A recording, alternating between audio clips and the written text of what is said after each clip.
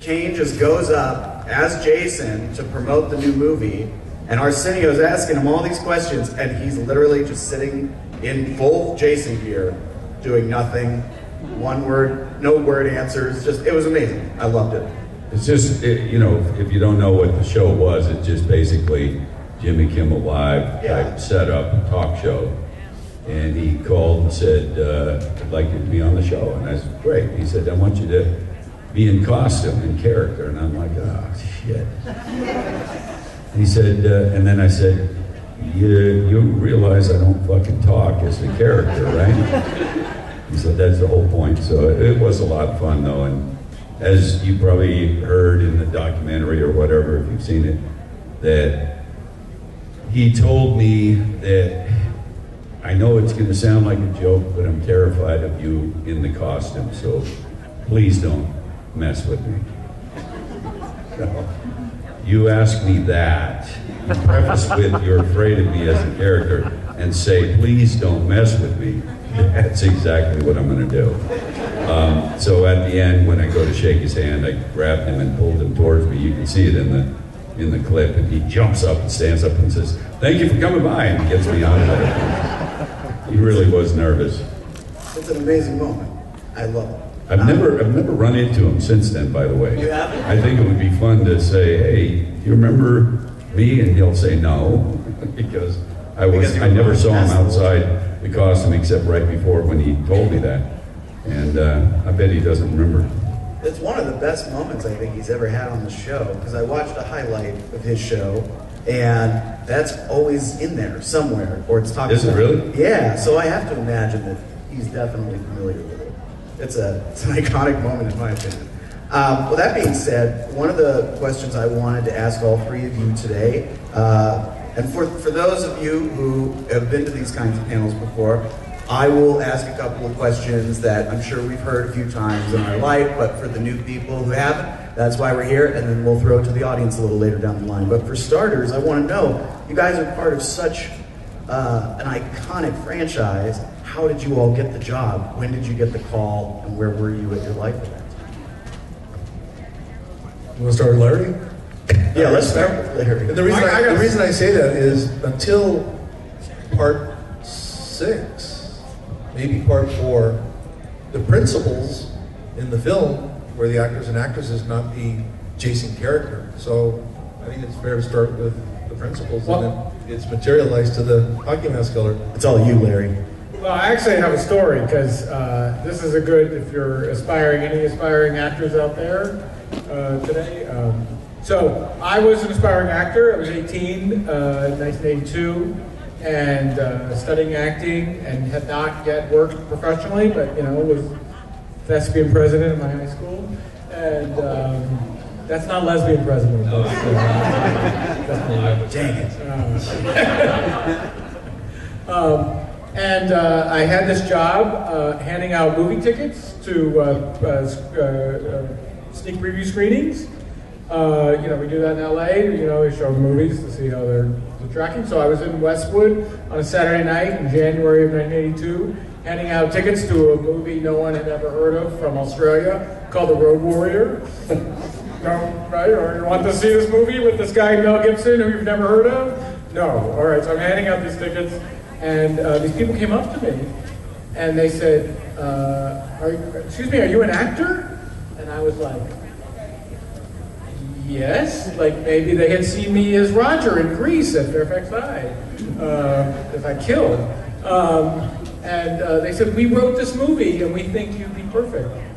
And that was the writers, Carol Watson and Marty Kitrosser, and they spotted me, and they said, fat afro joker, like that is him. And there was like, and so I gave my information, and a few days later I got a call to come down and audition, and Danny auditioned, and so there were other people who auditioned. I never met any of the other Shelley auditioners, but there were other people, but basically they spotted me on the street and said, that's Shelley.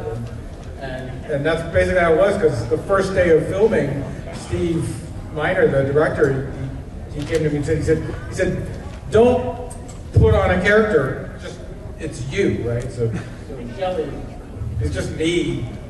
Like that's me. It was like Shelley was an aspiring actor, I was an aspiring actor. So that's how you get a part in Hollywood. Staying in the big corner. Yeah.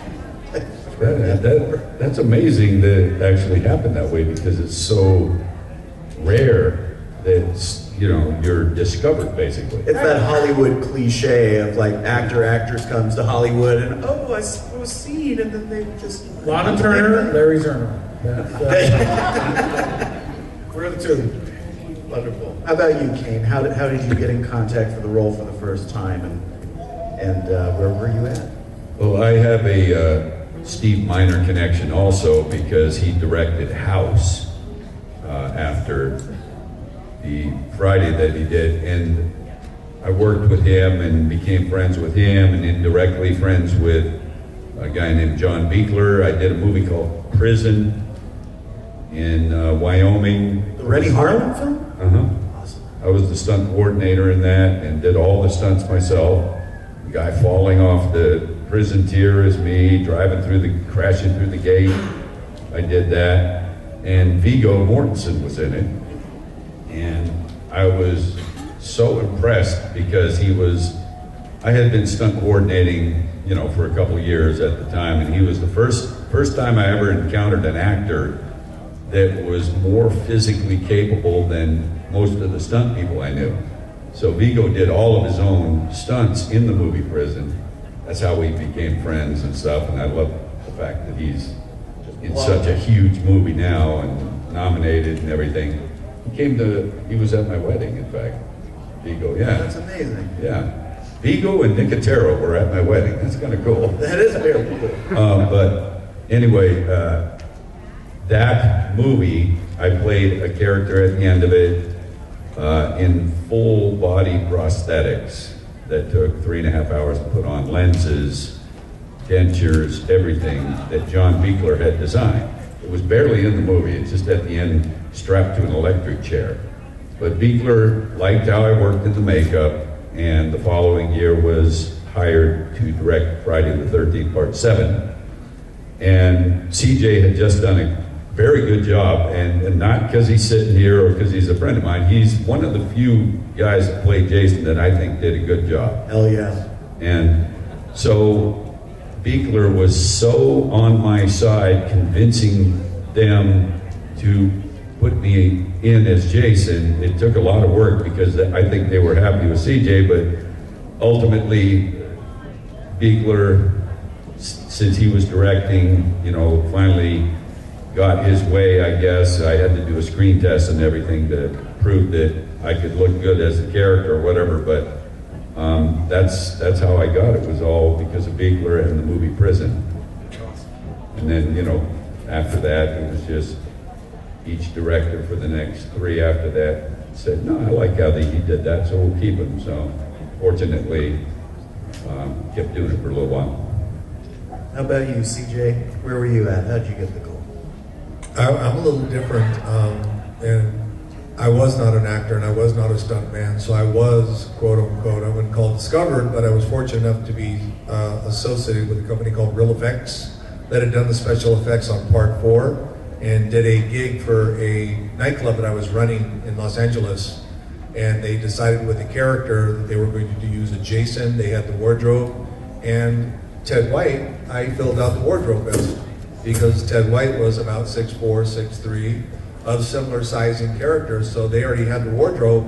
And when I did the part, they used to say, we're going to use you as a Jason, we're going to use you as a Jason, not understanding what that meant and thinking whatever. Lo and behold, 6 months later, I did get a call to go down to meet Frank Mancuso at Paramount Studios and meet Tom McLaughlin, director, and my stunt coordinator, Michael Nomad.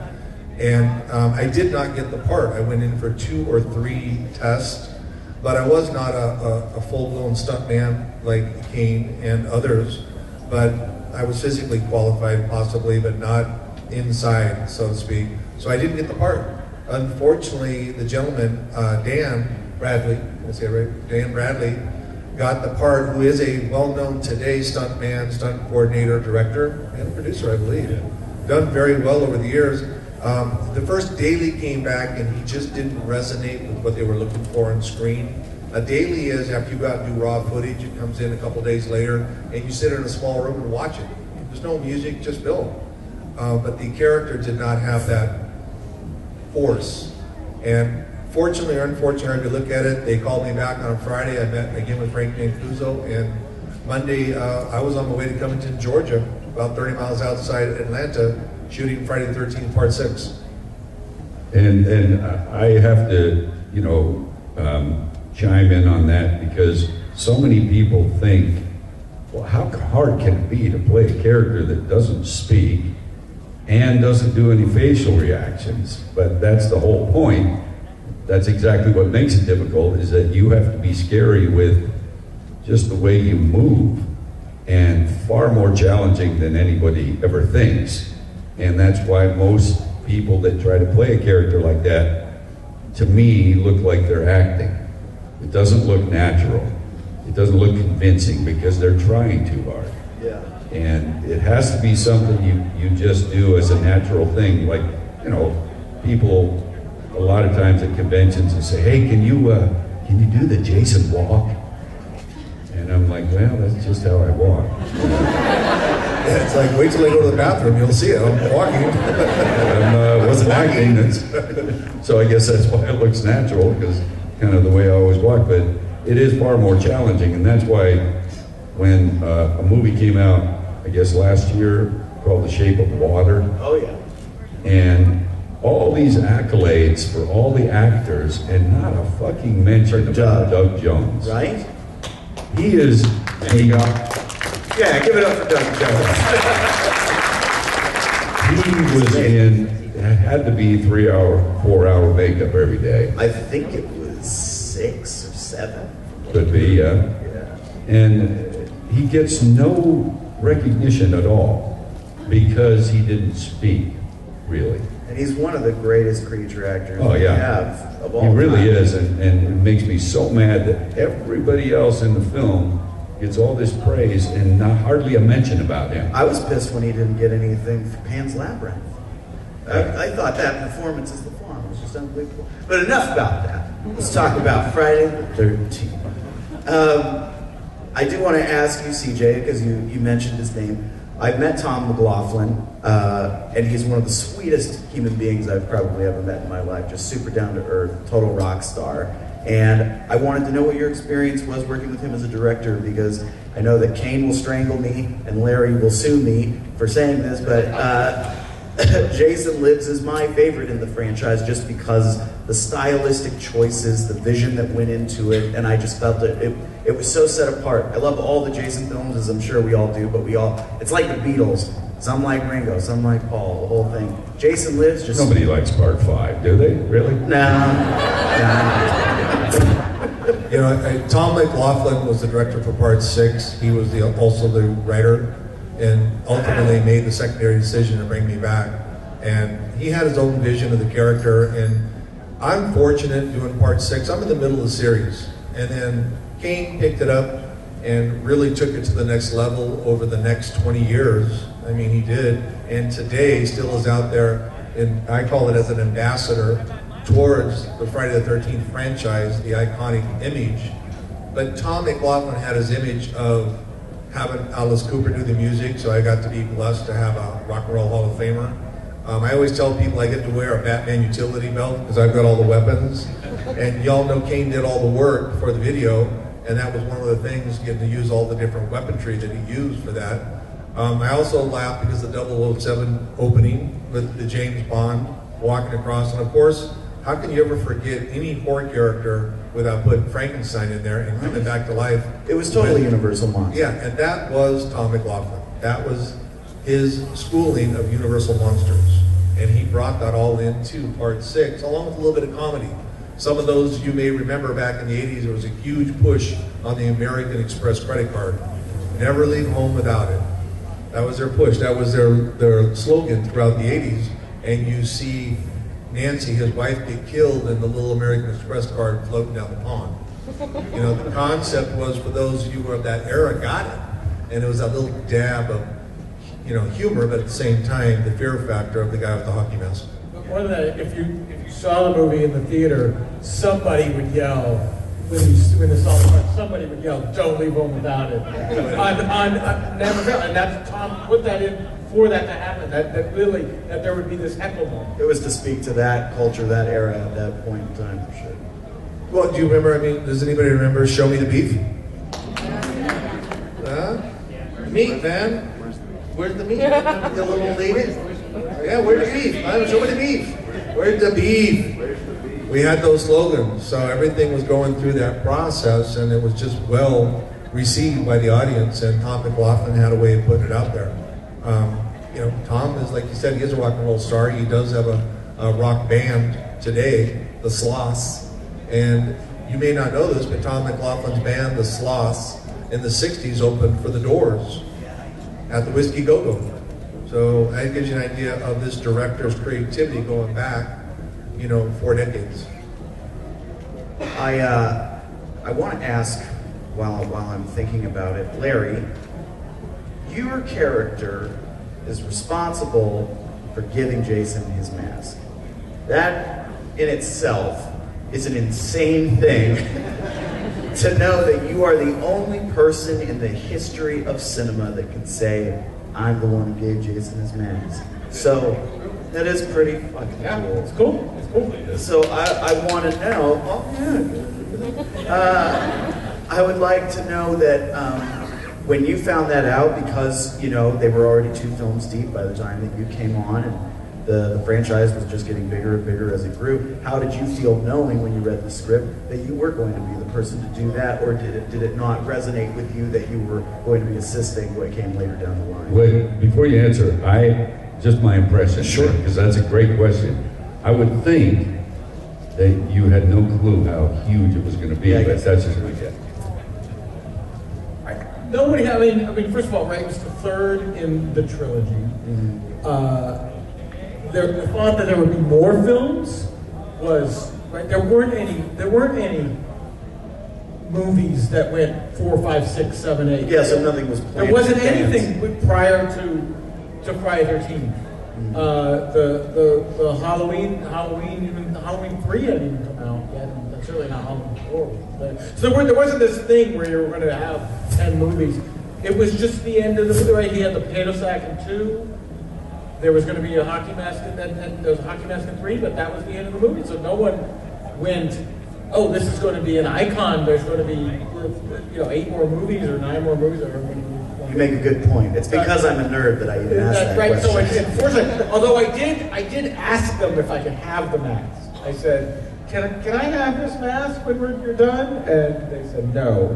Did you get to keep anything from the show? I have the fake axe that Shelley pops out of the cupboard wearing awesome. the fake axe. So that's in my house. So that's the one souvenir I got. And the real shame is that nobody knows what happened to the original mask. Wow. Is that right? Bummer. Nobody knows who got it. And they also said the same thing to me.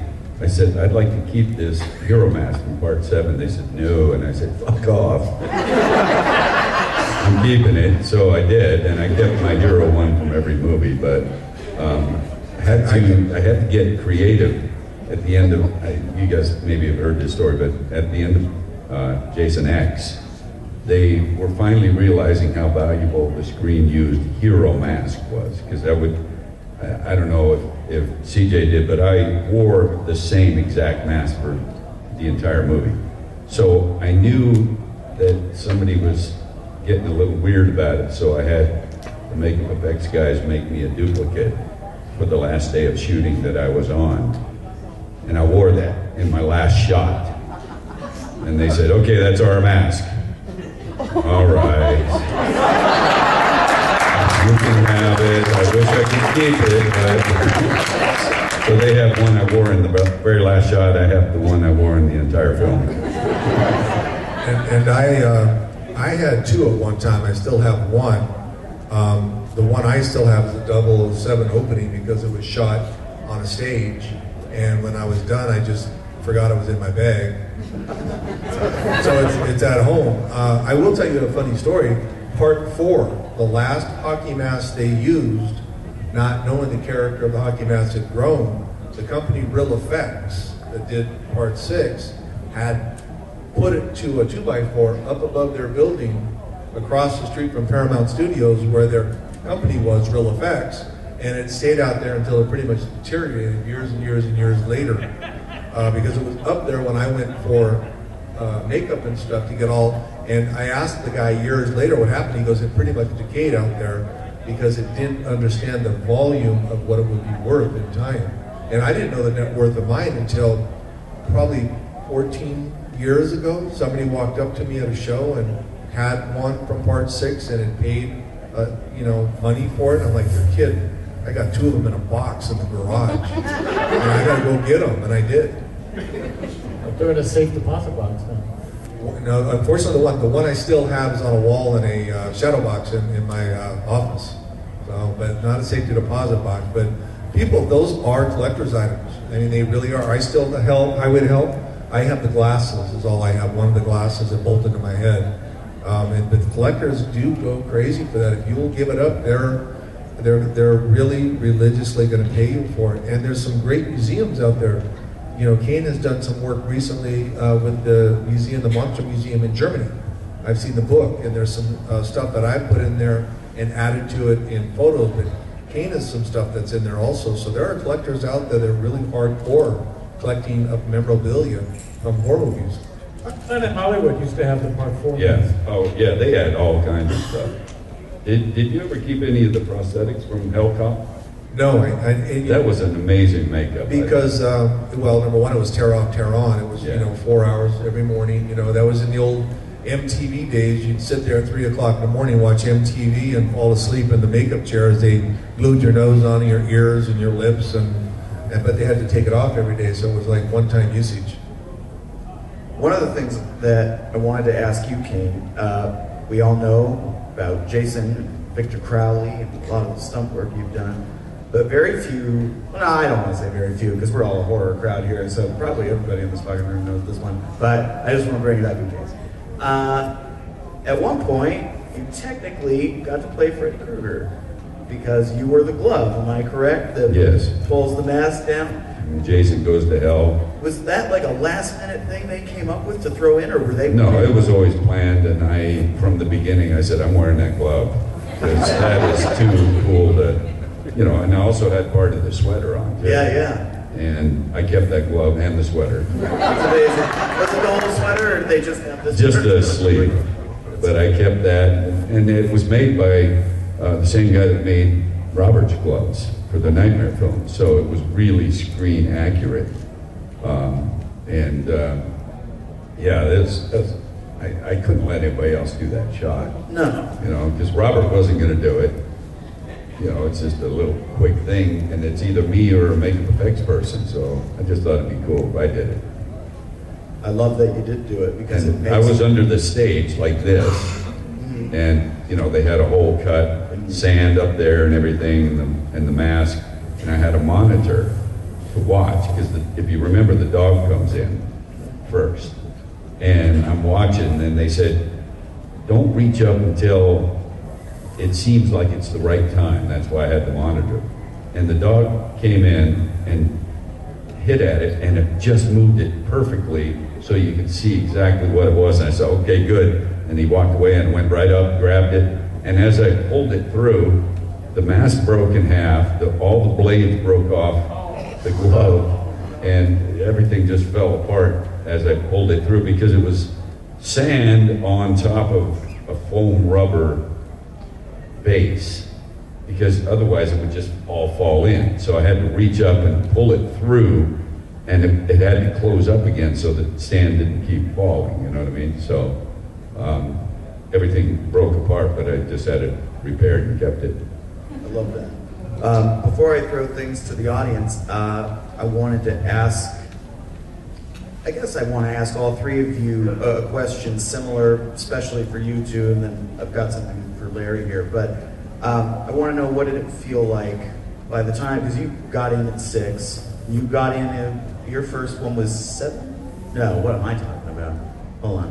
What, me? Yeah. 7. It was 7. Yeah. Okay. For a second, I thought you said you were a horror fan. Right? Get the hell off stage. Goodbye. Let me take over. Throw it.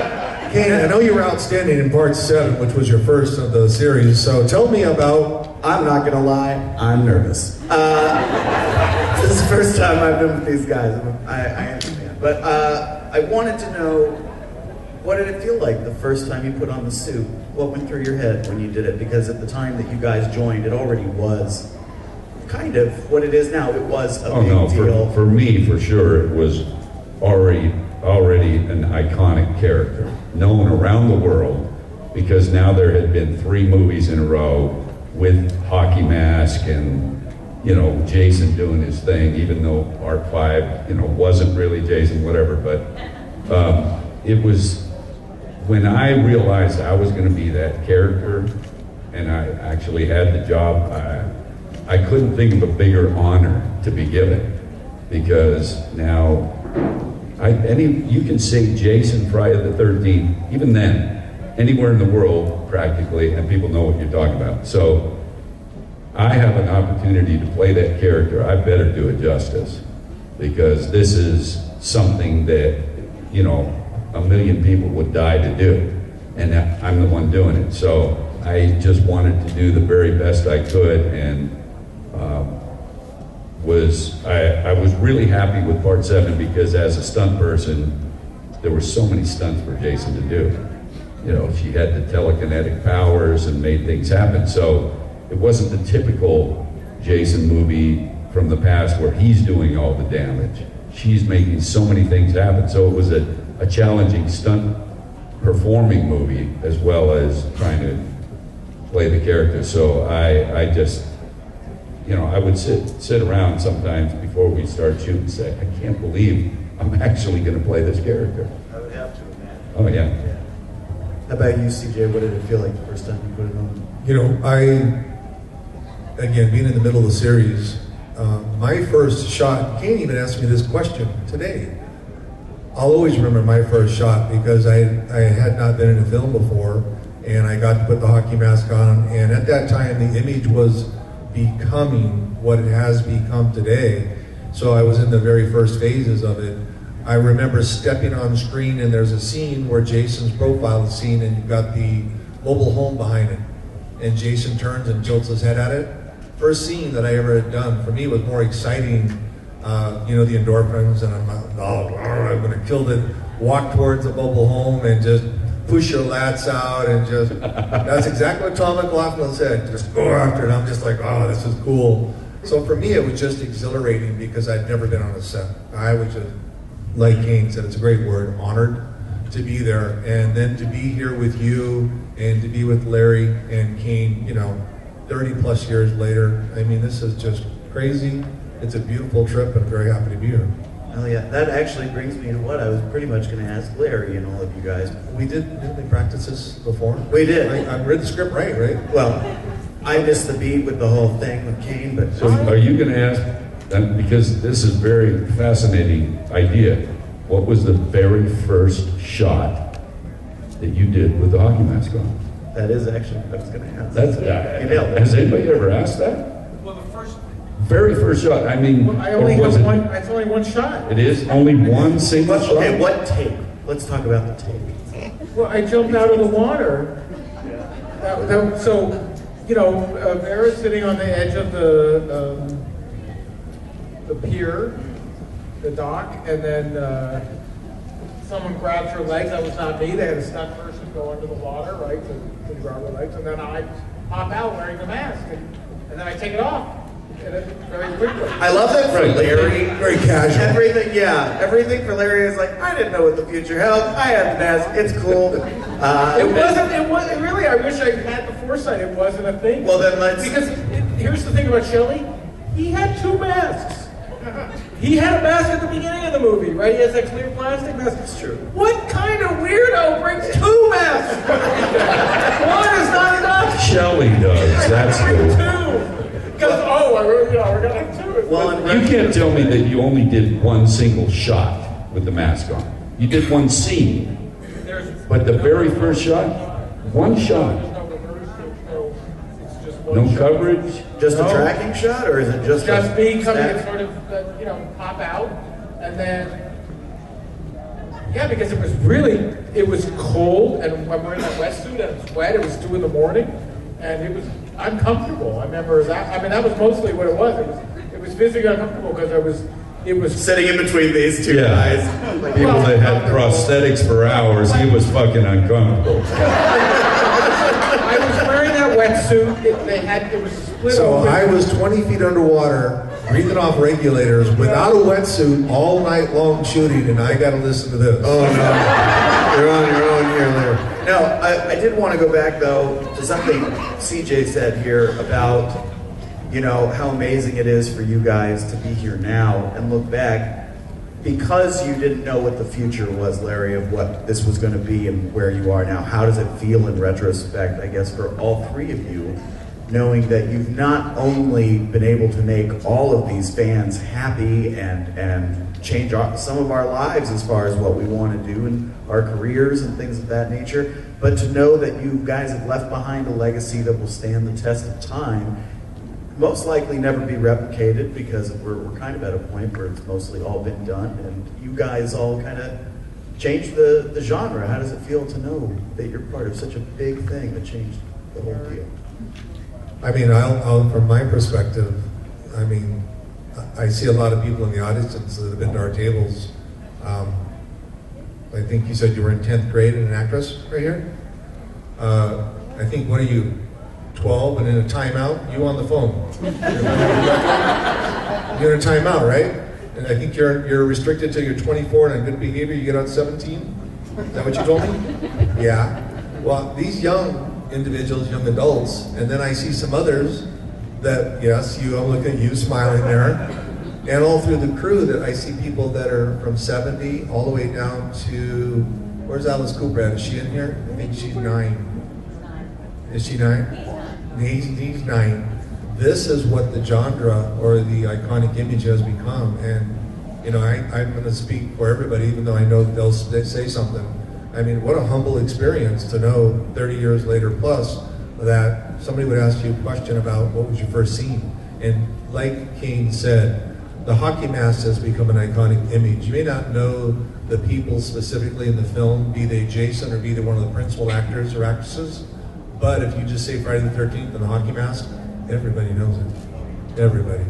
So for me personally, how cool, I mean really, how cool is that?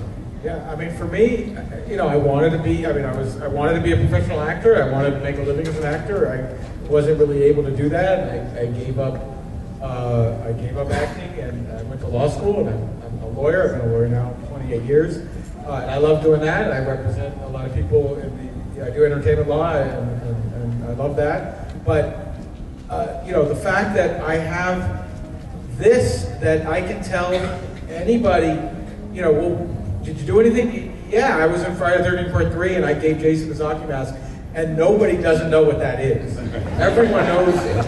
Oh my God! I mean, and I had so many friends who were, you know, tried to be actors along with me, and they gave it up, but they don't have that, and I have, and that it gives me the opportunity to come and literally travel around the country and around the world sometimes, and visit and meet fans and have these great time and come to Atlanta is so great. It's so great. That's beautiful. It's fantastic, and that, I mean, I didn't get, you know, the career as an actor, but I got this, and this is pretty fantastic. I mean, it's really Oh yeah.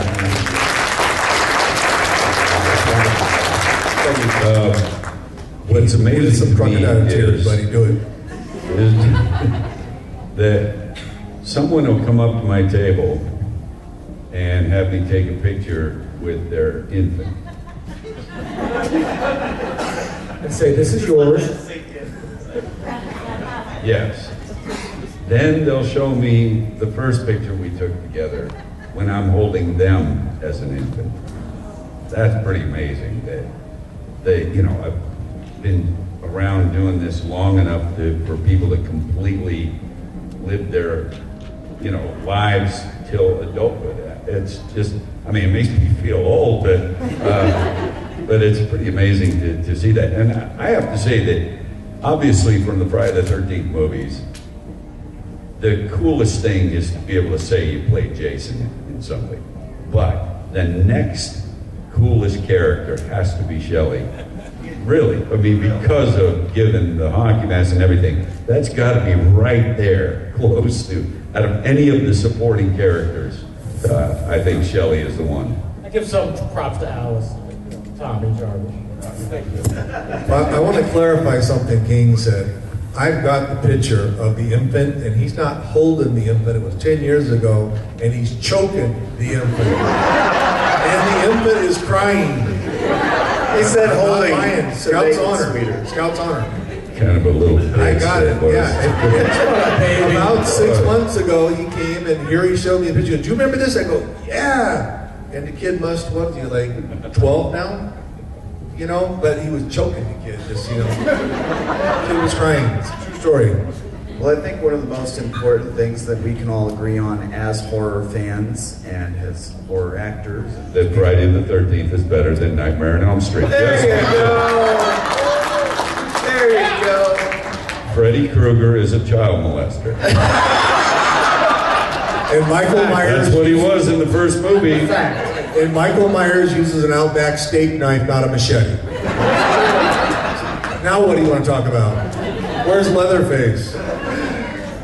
I was going to say that as horror fans, I think one of the reasons that we all connect to it, even though at its base it's a very ugly, gritty, and dark kind of material, you guys have been a part of something that has changed the industry forever. It's changed our hearts as fans forever. And I feel that we all connect to it because there's just something in there that makes us feel like we're not alone for having scary, weird, fun thoughts, whether we're an artist or whether we're just a fan or whether we like watching horror movies. Like, I hate when I meet people that give me shit because I watch horror films or that I get enjoyment out of it.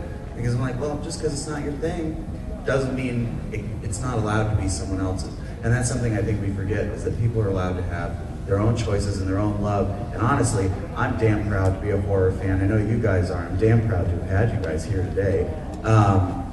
I would like to throw it to the audience because that's what this is really about, is being able to connect with the fans, because we all love this the same way these guys love that. So, does anybody have a question that they'd like to ask? Yes, humans. Thanks, but... Sir, this. Oh no, I'm gonna walk now. You're on your own. Yeah, I guess No, it's already... They- But anyways, I wanted to know, since a lot of people know that the MPAA censored a lot of Friday the 13th, like all the kills, like, do you feel like any ever came to light, that you got shot?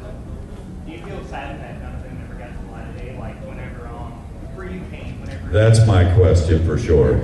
Part 7 completely eviscerated the entire film. Every single kill was completely cut for the ratings board, yeah. And it was so frustrating because so many things we shot were so incredibly well done by Beekler's team that I just hated the fact that there was nothing left in the movie. You know, I squeeze, what's his name? The guy that I squeeze his head till it burst. And that you see a little trickle of blood, nothing. And it was, you know, it was maddening and frustrating, and I still don't understand it to this day. Why someone else in their office gets to decide what the public sees. They have that power to say, nope, you're not showing that. Who the fuck are you? I just wish it hadn't been that way, and that it seemed like that was the absolute worst timing for the whole thing, and it just completely changed the movie. It's still a decent movie, but it would have been so much better with some of the effects that we had. Everyone. There you go. Really, everyone. The only one that ended up being kind of better because it was cut down was the sleeping bag. It had more of an impact with the audience when I just smashed it one time and dropped it. Because I smashed it like 5 times against a tree, but when it was one time, drop it, just the audience just went crazy. But everything else, weed whacker, you know, every single kill I did was completely cut. So The footage, I've seen it, but it was so immediately cut that it wasn't even color corrected, or so the footage looks terrible. We still buy it. Yeah, I know.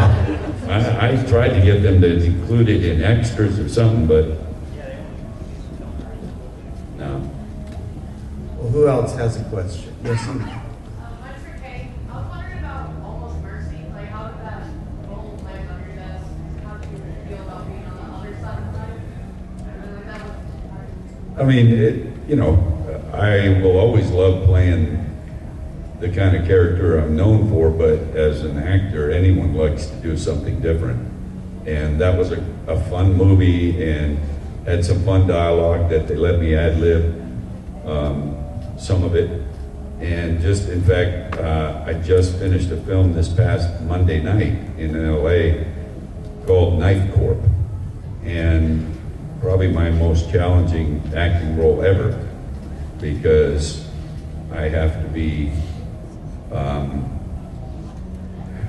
violent and out of control with anger, but at the same time I have to be loving with my daughter and very kind-hearted, and then also psychotically thinking I'm doing one thing and doing something else. So I'm really interested to see how it comes out, because I think it's going to be a decent movie. It's based on the old Cutco knife company that used to sell knives door to door, sets of knives. And so these kids are selling knives door to door, and I was telling people at the table, the tagline of the movie is 10,000 doors in the city. They had to knock on his.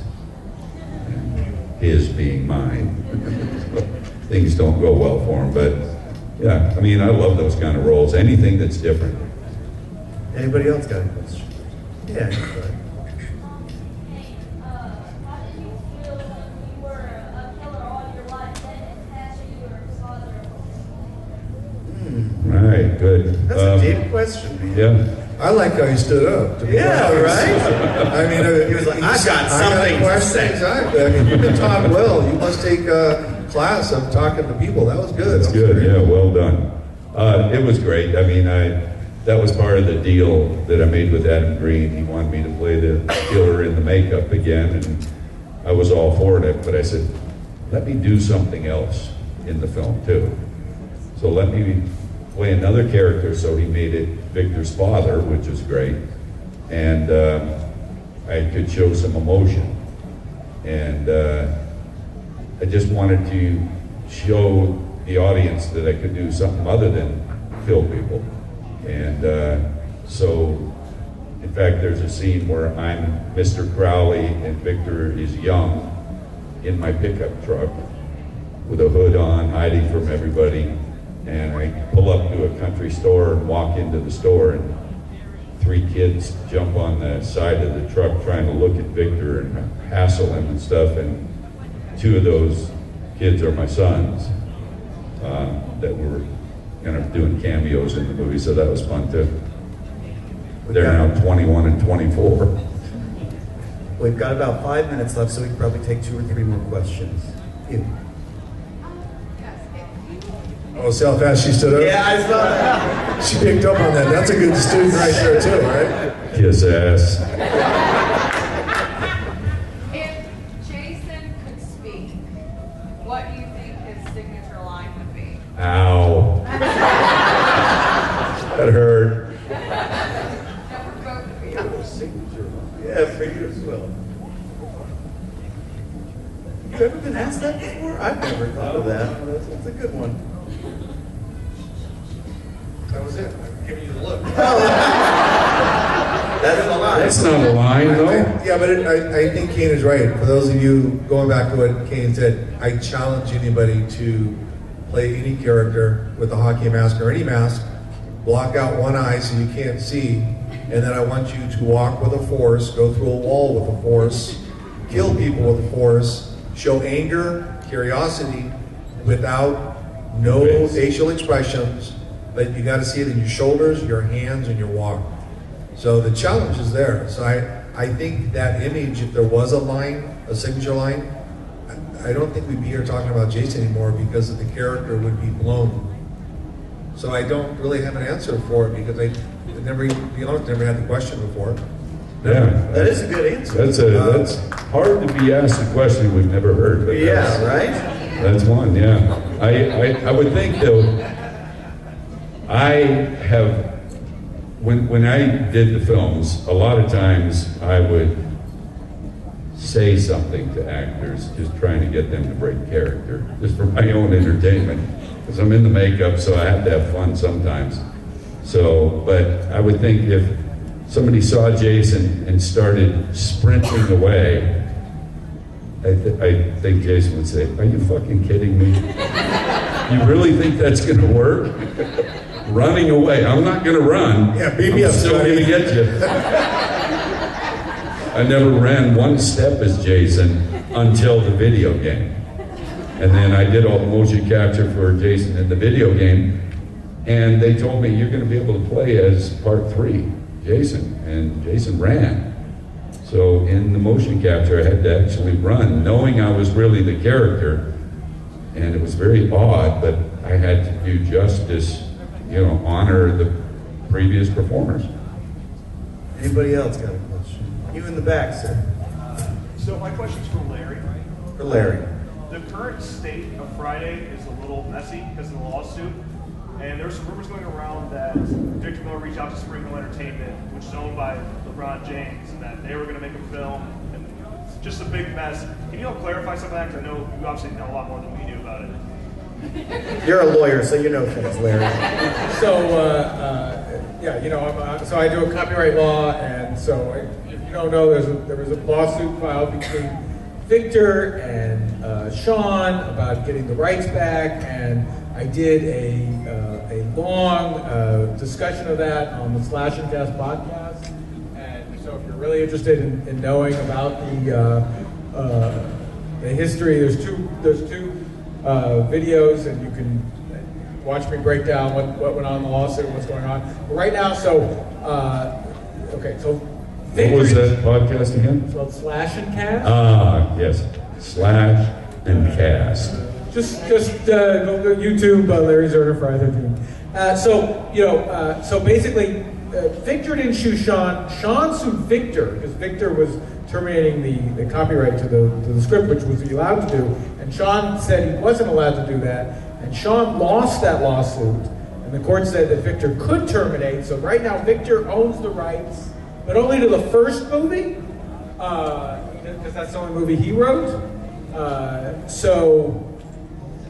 But basically, to make another movie, you just like with the new Halloween, you need to have the rights of all the movies together to sort of put it together. You need the rights of the first movie and the right to go in. And so they were trying to make a deal. They have not made a deal. Sean is currently on appealing that lawsuit. I think his chances of winning on appeal are low. I think they should make a deal. But I did talk to Victor's lawyer, and there was a rumor that LeBron and Spring Hill were in production on a movie. That is not true. There is no movie currently being made. And as far as I know, and I know as much as most people, more than most people, there will not be a movie until there's an agreement and they will announce an agreement. So that's where we are. But don't blame, for anybody who's out there blaming Victor, it was not Victor's fault. And is there something that one of them owns the Friday the 13th name and one of them owns Jason or something? Actually, Warner Brothers owns the name Friday the 13th now because they got it from Paramount. Paramount owned the trademark. So the trademark rights to call a movie Friday the 13th is owned by New Line, which is a division of Warner Brothers. But that's interesting because the last two that I did were New Line Productions. Yeah. And neither was called Friday the 13th. Right, because there was a period of time where New Line had the rights to make the movie but didn't have the trademark rights, but then there was a deal made where Paramount got the Christopher Nolan movie, Wait, which Interstellar, Interstellar. and in exchange, Warner Brothers got back the Friday the 13th. I need an attorney to understand what the hell he just said. Yeah, right? The point is, they're not getting along and it ain't happening. Next question. Unfortunately, we have to cut this, so I have to ask, does anybody have a very quick question? Something. You, sir, go. Go for it. Quick question, but in general, first off, you challenged Nightmare on Elm Street, but did you not almost fully play Freddy? When Wes Craven approached you in the early 80s? Well, yeah, that is true. I did a film called The Hills Have Eyes 2, and did some stunts in it, and Wes talked to me around that time saying I developing a character. Why are you fucking laughing? Let's just say someone like Bill Moseley might be having some fun. Oh, skulking around. Anyway, Wes said he was developing a character that was going to have burn scars. And I have burn scars, so Wes briefly was thinking about using an actor with real burn scars. And he said he's thinking the character was going to be Fred Krueger, so I guess I was briefly I brought considered. up that to you, and I thought that you were kind of like, but that really would have changed horror history right there. That would have been insane. Now, my second part to bring up is, so Nightmare on Elm Street has a mythos behind it. How do you guys feel about the evolution of what Jason did? Like part 1 through 4 is a story, part 5 is terrible, 6 is amazing, Part 5 is terrible. 7 would be even more amazing. Best Jason looking, sorry. Zombie Jason, Frankie Jason, whatever you want to call it. Bullshit, I'm done with We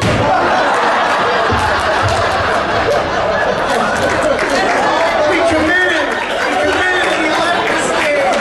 I don't think we can end on a better note than that. Ladies and gentlemen, CJ Graham. Kane Hodder, Larry Sutter, thank you so much for coming out to this panel episode.